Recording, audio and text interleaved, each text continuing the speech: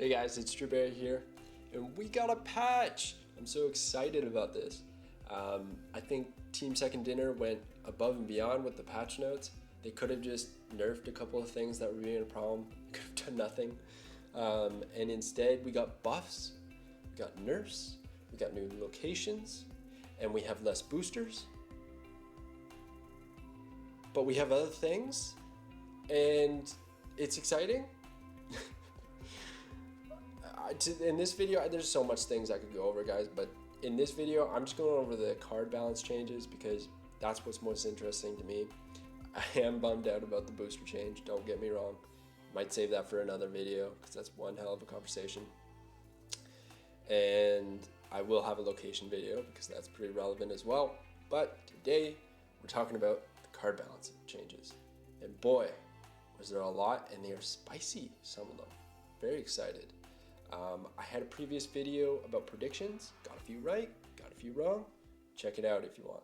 Okay, first buff, Colossus. I didn't expect this one, and it's not a big buff by any means, but the fact that they're changing a few cards that nobody's really playing is really nice to see. I think this balance patch is really showing volumes as to how Second Dinner is going to approach this game, and I'm excited for it. So we got Colossus, ongoing, can't be destroyed was the previous version. Now, ongoing, can't be destroyed, moved, or have its power reduced, right? So it's really playing into the theme of Colossus being that absolute unmovable force that you can't destroy. Love it. Maybe not from a gameplay standpoint, because I don't think this actually changes that much. You're not going to throw in Colossus because he can't be moved, or have his power reduced is even less likely. There's certain locations that would affect this, that this sort of helps out with, but for the most part, this doesn't change too much gameplay-wise. But it really plays into the theme of Colossus, which is what I really care about. Like, I'm so big on when the fantasy meets the card flavor. Like, that's really important to me when I'm playing my cards. I need to feel like I'm using that character's benefit. You can't just slap on random art, random effect, and I'm going to be happy with it. No, let's make it work. Dive deep into the fantasy. So I'm really excited about this one. This was really nice. And just really the reason I'm excited is just to see that they're changing these kinds of cards, because you don't know what's going to happen in the future patch notes. It's not just the meta-defining things. Not a lot of game companies do that. Okay, and then we got Crossbones. So I haven't really seen this card that much. This is pool 3. And also there's borderline no change here, so I'm just going to quickly go over it. Previously, it was you can only play this at locations where you have more power than your opponent. Now it's you can only play this at locations where you are winning. That means the same thing. So now you can understand a little bit better, and there's less text. Honestly, in games like this, like any card game, less text is better. And it's hard to really concisely get less text. You can do keywords, right? So ongoing, move, these sorts of things explain themselves, or they have a tooltip that'll define it. So there's less text on the actual card. That's nice. It's easier to digest. It's better for new people to remember how cards work when they see new ones. And in this situation, there's no keyword, but there's just less verbiage, and I think it's just a lot easier to process. So, happy for it. Looks like a cool card. Can't wait to play it if I ever get to in pool 3. Okay, and then we got Crystal. So Crystal's another card I haven't really seen, and this seems like a nerf. So apparently Crystal was pretty decent. But on reveal, shuffle your hand into your deck and draw 3 cards. Now there's a condition where it's only if it's in the middle location you can shuffle your hand into your deck and draw 3 cards. This is substantial enough. Being location locked is a problem because it's not something you can anticipate. So running Crystal is not reliable anymore, really. You're not going to draw her and guarantee the payoff. This is like a kind of effect that usually is used in like a flood or aggro deck where you're playing all of your cards, you have none in hand except for Crystal, you play Crystal, and then you basically just draw 3. That's her benefit. So maybe that was getting out of control. I don't really know. I didn't really see Crystal. But now it's only in the center location. And if there's a location like the one, I can't remember the name, but the one where you can't play another card at this location, so there's only one on each end of your opponent's and yours. Well, if you can only play Crystal there, like, it's just going to tie things up. You're probably going to lose. She's only 4 power. So it's a nerf, but I don't really know why. Okay, and then we got Devil Dinos. This is one of the big ones of this patch, which I'm pretty excited about. In my previous video, I did say that if it went to 4 power, then that's cool.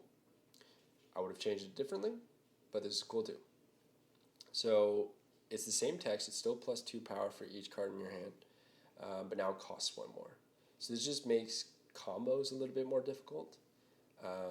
There's the card Ronin the Accuser. This is the one I always compare Devil Dino to, because the way Ronin works is he gets plus 2 power for each card in your opponent's hand. Devil Dino works where you get plus 2 power in your hand for each card in your hand. Yet, from the get-go, Devil Dino was 3 cost and Ronin was 4. And I was like, what? Because it's so much easier to generate cards into your own hand. Why is the one that has no control over the opponent's hand, little to no, higher cost? So anyways, they changed that. They're now the same cost. And I think that makes a lot of sense. So I'm here for it. And I think Devil Dino is still very viable.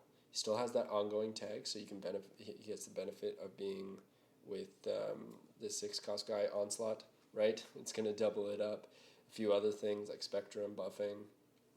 He's still going to get up to crazy power level. If you have 7 cards in your hand, that's 14 power for 4. That's still premium power. So I think Devil Dino is still in a good spot. It's a nice nerf to see how it works. Maybe he gets rotated out of some decks, which is honestly just healthy for the game. And then we got Doctor Strange got a buff out of nowhere. It's not a big one. He got plus 1 power. We'll take it. Everything counts. So his text has stayed the exact same. He's always been kind of a clunky card. You kind of want to use him with like your Vulture or your Multiple Man or something like that to pull them over and get their move buff. But sometimes they're not the highest power. Then you have to wait. But then you wait too long and you have less stuff going on in your board, or you want to play other things. So I always kind of had a hard time with him. I still run him in my move decks because he does have his moments. But it was kind of awkward. And then it also feels bad when you play a 3-2. You kind of have to deal with that minion there.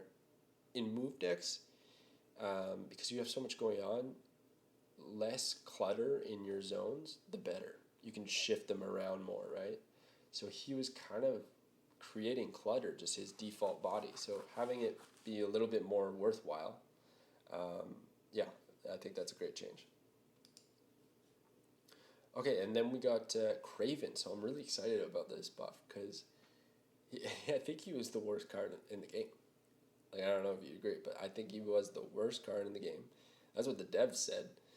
And now they've buffed him, and I think he's actually very viable in a move deck.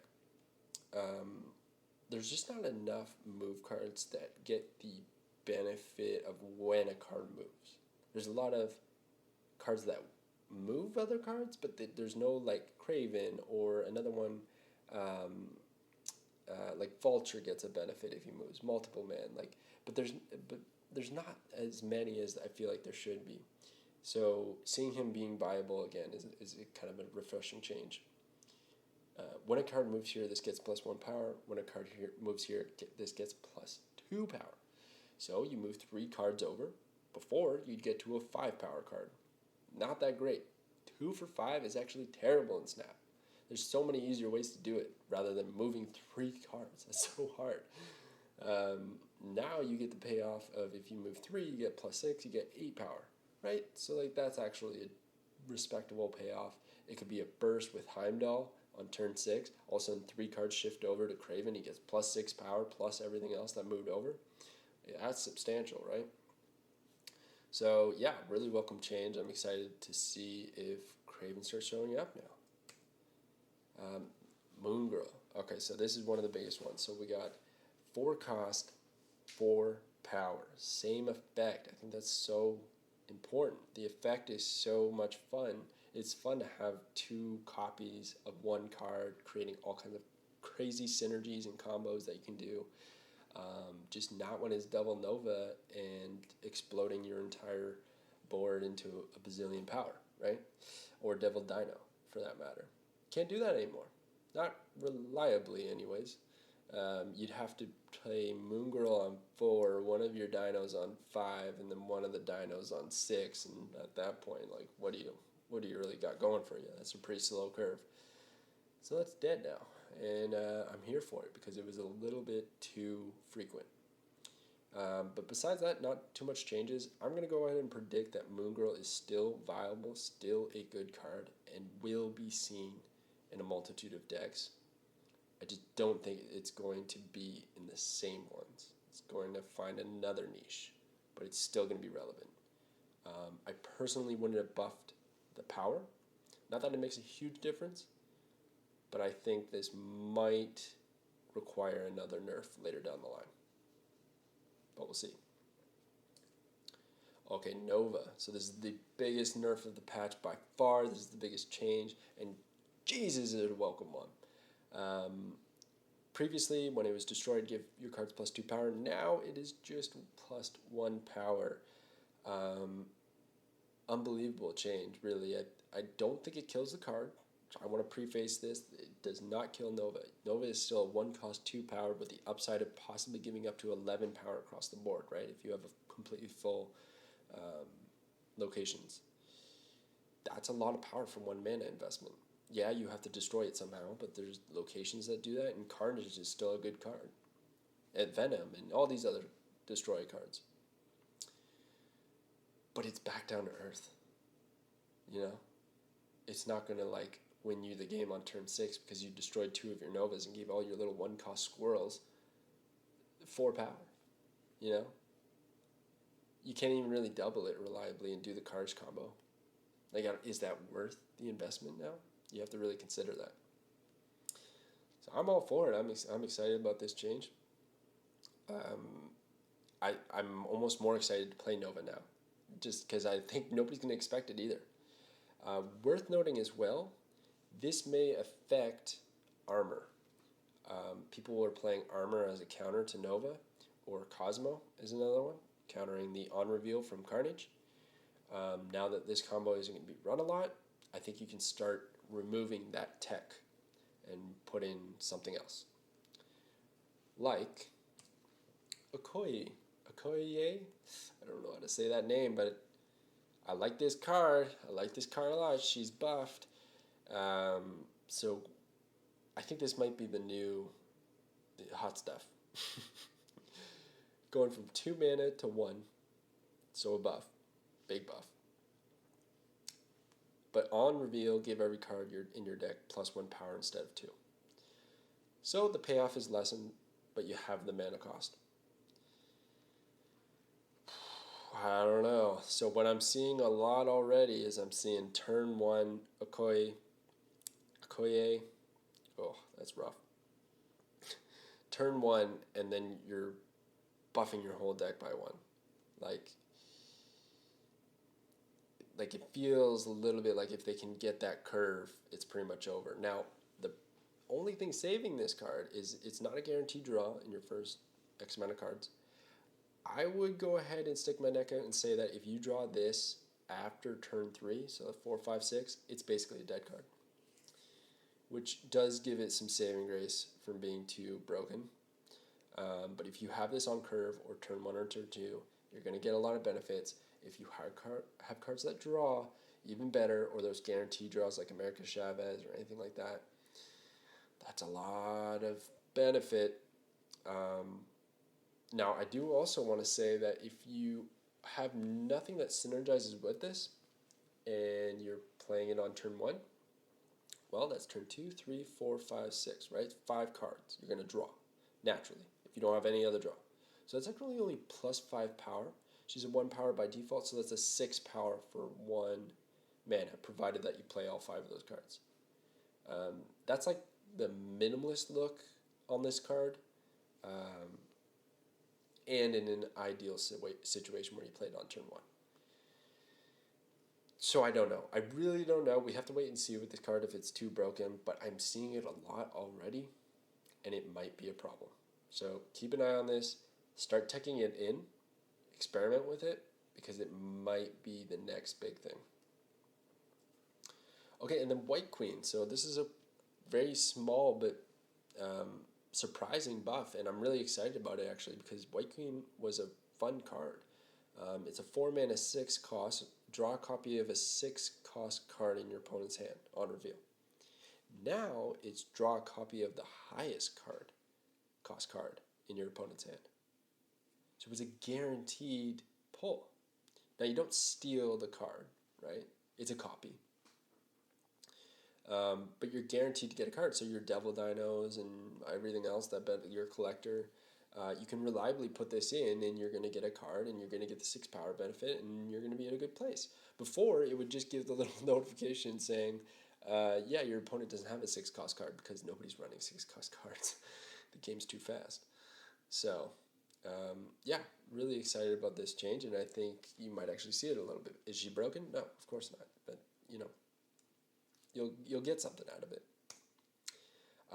And then a stealth nerf. Nerf. What am I talking about? This is the furthest thing from a nerf. There's too much patch notes.